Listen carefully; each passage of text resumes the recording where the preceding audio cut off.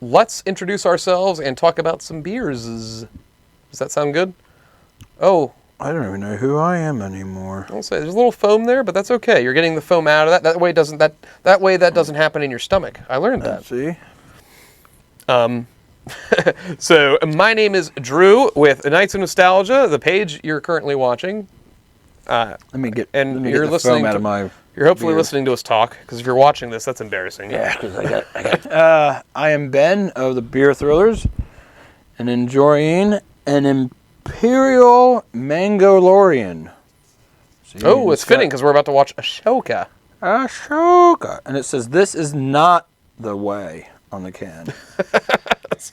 Wait, is it dunking on Mandalorian? Like, what is that? I think it's because it's like an Imperial rather than like just good guys. Okay, and hopefully I can find an image of that can on the internet for use. Because I learned that shoving the can in front of the camera lens doesn't really do much.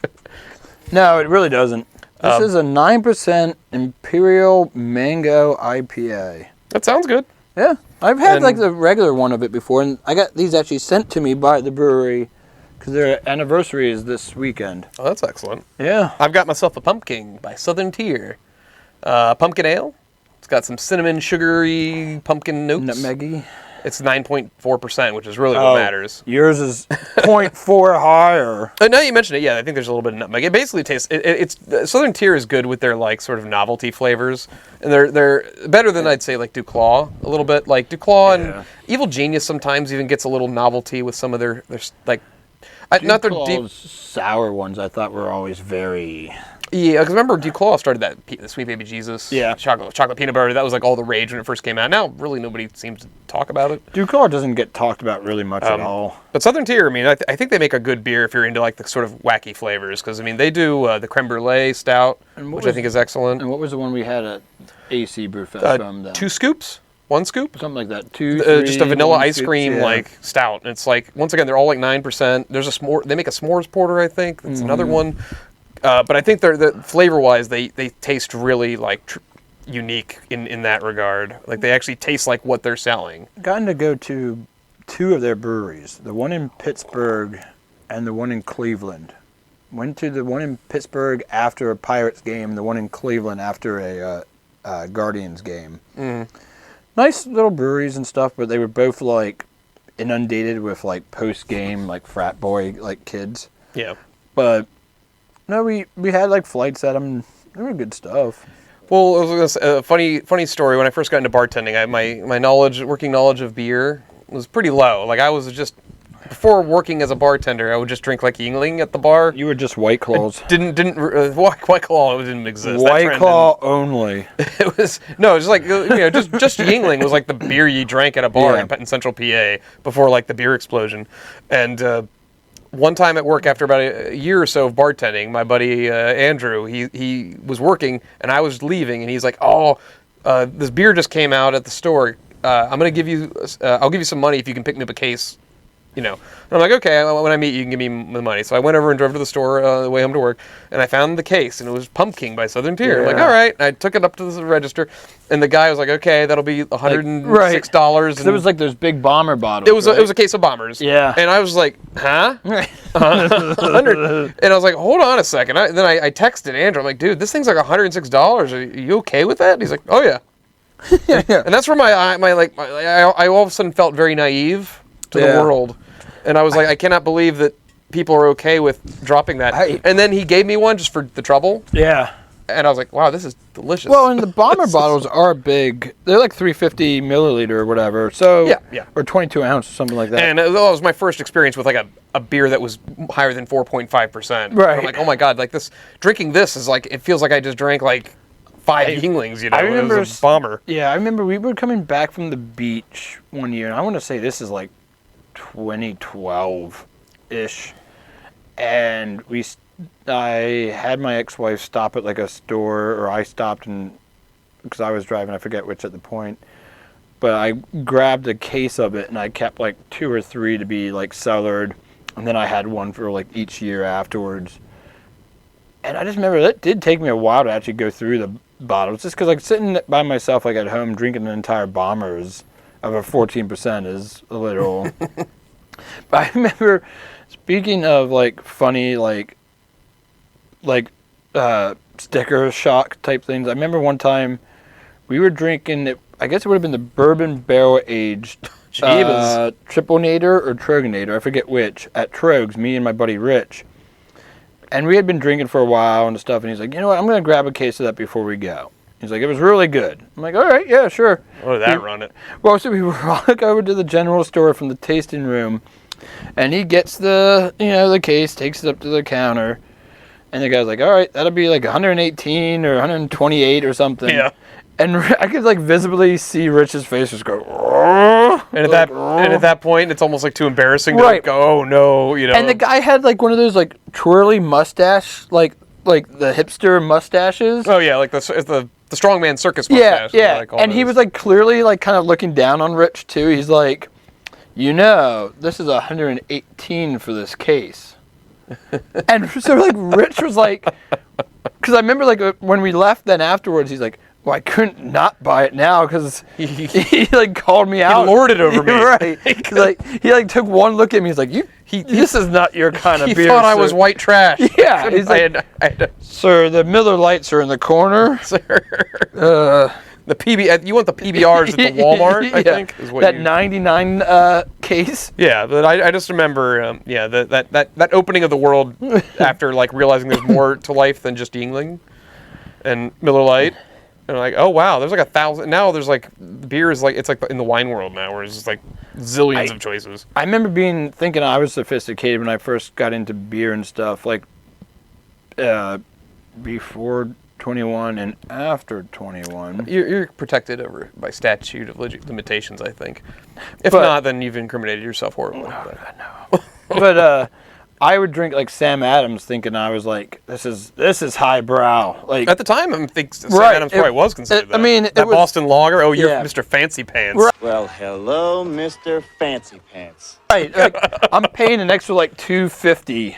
Like your Yingling Lager ran you probably like $4.50, maybe $5 at like some bars. My beer ran me like $6, and I was like, whew. Yeah. Oh. How's the view from down there, like, sir?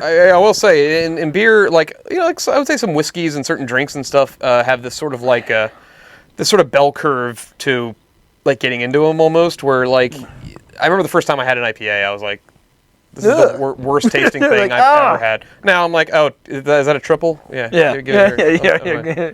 I remember being younger and. Some of my first taste of beer was at the Italian family reunions, and absolutely hating the taste of like, because it was like Bud Light, Budweiser, or something like that. Maybe it was also Yingling too. Peroni. Yeah, it would have been like all of the. No, it was not Peroni. Peroni's It's the Italian Pilsner. Yeah, no. Isn't Peroni like Italian PBR? It's an. I wouldn't even. It's just an Italian brewery. I don't know. I've had it. I don't like it. I've had it. Yeah. One of my cousins brought some back, and he had like 2 different ones, because I guess they only make like 4. It's almost like Budweiser only makes like 4 beers, And despite how big of a brewery they are, and an establishment, they only make like 4. But like that's the same as Peroni. But they would have like 4 or 5 kegs at the family reunions, and when I would help my grandpa cheat at cards, because I would walk around the table. And after a few drinks, some of the cousins and stuff, and are we gonna get killed for broadcasting this? Probably. Some of them might be in the mob still. Oh no! But they would sit there with their hand like this, and I'd just walk around. No one's suspecting the like 13-year-old of, and I'd just go over and Grandpa would be like, "What's Uncle Dave holding?" I'm like, he's got a king, 2 hearts, and I think there was a 10. All right, go see Uncle Joe at the kegs. And I go over, and now Uncle Joe gave me most foam just because he knew I'm 13. But, like, still, I remember, like, hating the flavor. But I'm like, I want to get drunk, though, so... Well, you can just drink vodka. If drunk is your goal... Well, right, but I'm 13... The hard stuff is quicker than the beer. Right, but I'm 13 at a family reunion where, like, I at least have plausible deniability. But, like, well, Uncle Joe gave it to me. Oh, yeah, most definitely. Like, I'm not, like, trying to get blasted. You would just roll right over on him if you get caught. Like, Yep. I didn't take no omerta. Not the sort of thing the mob looks kindly on. No, but Uncle Joe married into the family too. He wasn't even Italian. my That God. poor bastard. He wasn't made. He had 7 Italian daughters, well, half Italian daughters on the Jersey Shore. Ew. Yeah. Ooh. Okay. That seems rough. There's a reason why he was an alcoholic. You like mob stuff. Yeah. You're a student of history and mob, and you're intrigued by Mafia stuff, right? Yeah. What's your favorite mob media? You can take your time. It's a tough question. Oh, well, I mean, Godfather is like the ultimate example, but like it's almost like picture fantasy. So like fantasy novels have like high fantasy and like your lower fantasy. We're like the D&D movie that was recently released would be like lower fantasy because it's just about like a group of like thieves trying to like steal and do stuff. High fantasy is like Lord of the Rings, where it's like armies marching, it's high political, like the ultimate evil, like the good is going against the ultimate evil type of a thing. The mob is not that. Well, but like The Godfather is like showing you the head of the family, and you're seeing like the Don, like with, The political hierarchy of everything. Yeah, whereas like say like Goodfellas, which is probably like would be my second pick for like best mob movie. Goodfellas is my personal favorite of But mob like stuff. Goodfellas is showing like the soldiers, the feet on the ground, like you're the henchmen are doing the legwork. right, You know? and that's like the difference. Like Godfather's showing you like the top of the food chain, and like Goodfellas is showing you the bottom of the food chain. And both movies work for that, but like they're two different, like the same genre, but two different. Then you meet in the middle with Casino, which is basically the middle management. Casino's also kind of like Goodfellas 2.0. Yeah, in a weird way. Because of Robert you had the De Niro same characters playing roughly the same types. I love how Scorsese just writes women as being absurdly shrill and. Like Scorsese doesn't do women well. Like it's almost nails on a chalkboard. Like that's what he thinks of women. I feel like that also might be just like a genre type too, because like reading Mario Puzo's novels, and like so he's the guy who wrote Godfather, and he wrote The Last Dawn, Omerta, The Sicilian. Godfather was like his big success, right? Right. Yeah, he wrote like 2 or 3 books before it, which got him some reviews and stuff, but no money. Did he just focus on mob stuff? His first book was about World War I, and not really mob stuff. And then his like second book was a little mob-ish, and then the third book was like full mob. Was The Godfather. And he even outright said he wrote it to make money. Like he knew this was going to sell, and he thought it was a trash book. He knew like he was doing like, I don't know what you would call it, but like your pop culture, your mass market, thing. Writing for the broadest audience possible to cast a wide net, catch a lot of fish sort of thing. Kind of like what Marvel does versus like an indie film. Well, it's interesting how something so iconic came from a place of like cynicism in that sense, where you're like, because it's strange that he gave it a shot at like artistic like integrity, and then he said, "Fuck it, I'm just gonna write the most generic thing," and it became like, well, it's not generic, but it's like you said, he made it specifically to make money. And there is like large portions of it that aren't in the movie. Then, like there is like Puzo had like a weird like if he learned something or knew something, he wanted to put it in his books. So like because there's like a whole like side tangent of a theme about that bridesmaid that slept with, or not slept with because it was during the wedding, but like that was fornicating vigorously with Sonny, and about how because of how large he was, how it stretched her and she needed vagina surgery to tighten herself back up. I'm glad that wasn't in the movie. It's literally like 4 or 5 chapters, because I guess that... He went full Tolkien on this thing. Right, because I guess that woman hooks up with... If I'm remembering, it's been a long time, because I read it in like high school. The woman hooks up with Johnny, the senior. Okay. And the scener's like, it's the old hot dog down the hallway, and like they literally even do like basically like a 70s metaphor for that. Okay. And he's upset with how like she's so loose. Back then, it would have been very frowned upon in the community. It's Yeah. like, is it lascivious? Is that the word I'm looking for? A lascivious woman? a guy wants a tight. Like, all the men want to bang all the ladies, but the second a lady starts banging all the men, it's like, whoa, even though it's like, whatever, all the men are hounding her. So, Right. I don't know. Well, it's a catch-22 in a way, too. We don't slut shame here. Well, it's a weird catch-22 when you think about that. Like, firstly, every guy wants a virgin, but, like, if every guy's out there, like, with, like, 10 women themselves... I don't want a virgin. I want someone who knows what they're doing. Right, but, like, the point being, like, that mindset, like, back then, anyway, was... Every woman should be a virgin until I get to them. Right. But at the same time, like if every guy has been with 10 and 20 women, like they all try to claim they are with, how are any of them virgins then? Right, Like yeah. the math doesn't add up. Well, in a weird way, Scorsese played, like he said, do you think Scorsese was just bad at writing women? It can be that. Maybe it's also because I like Scorsese's movies, so like I'm not thinking to put him down, but like I've never gotten the impression that he outright hates women or anything. It's like Margot Robbie in like Wolf of Wall Street, which isn't even really a mob movie, right? But her mixed with I forget the actresses from Goodfellas and with Casino, like the wives in those. Yeah, they're all like the same exact character. Margot, in Wolf of Wall Street, she has a much bigger role at least. She does. She actually has a point. Sharon. The other thing too is it's interesting too because all three of these are fictional telling of true stories. Like they're loose based, like on what Henry Hill said. Right. So like Goodfellas is based off like Henry Hill, a real life person. Casino is loosely based off of Rosenstein, something like that. And Wolf of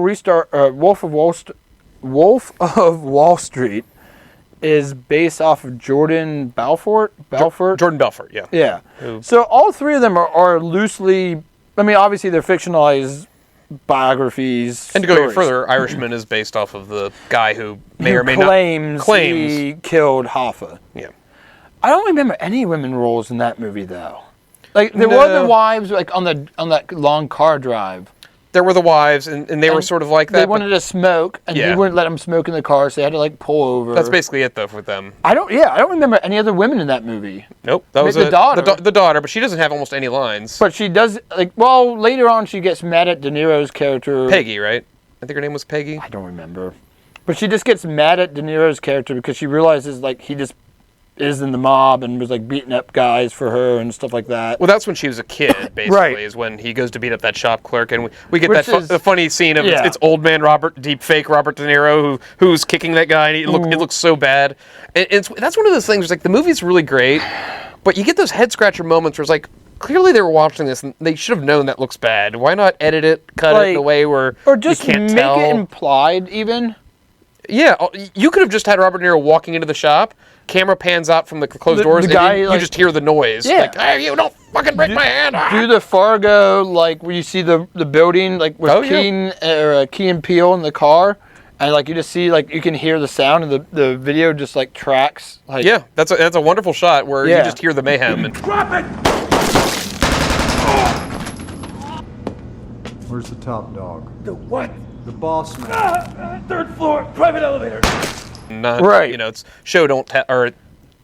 No, not show, don't tell. What it's is it? hear, don't. Hear, don't tell. Don't hear, don't show. It's like I the guess. Three Monkeys. Less is more. Right. It's the Jaws thing. Well, and that's visually done in a way where like it's one of those like budget savers, but it's done well too because it's also it has the ironic nature of like the two cops just sitting right outside the building. So, Kay and Peele just bullshitting about philosophy or something. Yeah.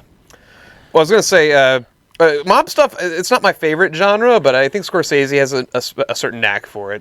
Departed's another great movie. Something that's always been intriguing to me is like this, the idea of how these guys, a lot of them are real, based off real people that like, they have this yearning to be part of like something bigger than them. Like maybe in their personal lives they felt like they were like nobodies, but I'll be part of something great here. And it'll show the mob in a sense where, like you said, the foot soldiers and stuff might have this really great camaraderie. Yeah. And like they're laughing, they're But playing at the cards. same time, but at any moment, one of them could just fucking kill you. To break my heart, Chris. right. Well, And and it's also like they know, like it's also weird too, because like Pesci's character even says it, I think, in Goodfellas. He's like, the one who's going to put the bullet in your head is your best friend. Like, the one who's going to get the, because the idea is always like from up top, like, all right, we got to put down, you know, Billy Blanks or, you know, Bobby Timmy, you know, Timmy Two Tones. Timmy Two. You know what I mean? What was the guy who says things twice? Yeah, Twice, or yeah. Johnny Loose Lips or whatever. That's Simpsons. That's Simpsons, yeah. Yeah. I'm gonna go check the papers. Check the papers. Yeah. And Jimmy Two Times, who got that nickname because he said everything twice, like... I'm gonna go get the papers. Get the papers. There's like you're gonna have the guy who you think is not gonna kill you. Like you'd be the one putting me down. Like I'd come in here for the Ahsoka video. And then, hey, look over there. You know, Does it smell like chloroform? which is to what you? No. basically is the plot to The Irishman. Right. You know, in a sense. Yeah. I've seen a shit ton of mob movies, and they're general basic, like even the ones that are fake ones, like no, like loose, but like they're all kind of loosely based on like stories that like the director, writer, whoever has heard and picked up just out of the ether type of a thing. Yeah. And because I mean, we've all like you hear these stories, the news articles alone and stuff. Once Upon a Time in America is one of my favorite movies. Oh, yeah, yeah. It's a super long ass movie though. It's like 3.5, 4 hours. That's not Scorsese, right? No, that's Sierra Leone. What's his name? The guy who did Once Upon a Time in the Wild West. Or Oh, okay. he's done a couple movies. It's a long movie, and it's very well shot. No character's likable. Like De Niro is sort kind of a problem in a lot of those movies. right. Well, like it's either you go the route of do you make the In Goodfellas, are you rooting for Henry Hill? right, like I don't know. you kind of like it is weird. Like mob movies have that, like mob movies where there's the police involvement. We're like Departed, where you see the police side of things. Right. There's clearly a side to root for in that. Right. Even if sometimes the movie itself makes us almost root for the mobster, though. Right. Yeah, that can happen. Fargo season 4, I think, does that quite a bit, where it's but that's two mobs going at it. Neither one is good technically. And there, same with yeah. season 2, where Yeah. you got the Gerhardts representing like sort of small family business. That's, you know, they got the patriarch that came in and they built this thing from the ground up, and Yeah. there's clearly like like the family is sort of royalty, and like everyone works underneath them. But then Kansas City comes in and they're basically Walmart coming in to shut down the family tool store or whatever. And you know, I like that dynamic too, where it's it's just a basic mob story, but it's saying a deeper thing than. Speaking of Fargo, with the season 2 and season 4 are mob related. Season 1 and 3 aren't. Yeah, one has some light Well, mob I stuff, mean, but it's not a mob story. Right. Yeah.